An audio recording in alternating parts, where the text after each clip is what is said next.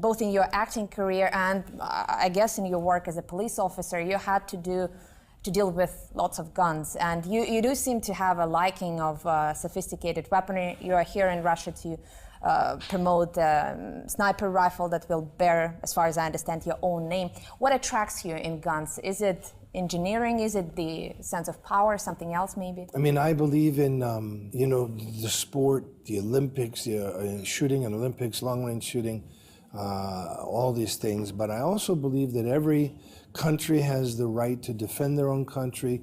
Every man has the right to defend his own wife and children and home. And I also believe that right should triumph over evil.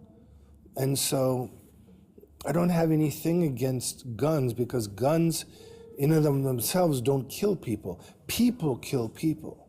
So gun is just like a plant or a tool, and you can either do good with it, which is to protect and nurture humanity and mankind, or destroy. And I'm here to nurture and protect people. Now, I think your own country, the United States, has a very complicated relationship with guns, because on one hand, it's almost perceived as a symbol of freedom protected by the Second Amendment, but on the other hand, it also created specifically American form of violence, mass shootings in schools and universities. So I wonder, where do you stand on the issue of gun control in the United States? Well, first of all, I believe in the Second Amendment and the Constitution more than anything in the world.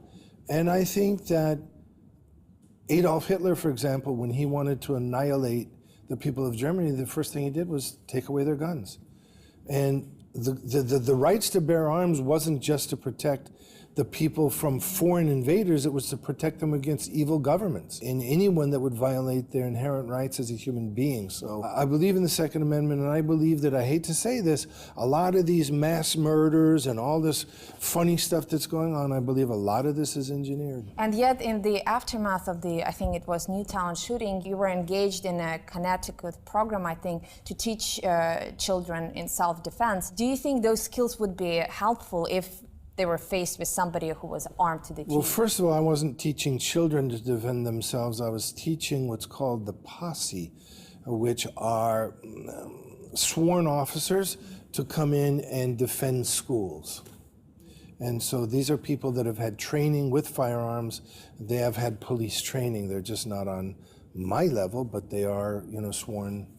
But you still thought that that engagement was important, and that there's something has to be done about the gun situation within schools and universities. The most precious gift we have from God is our children.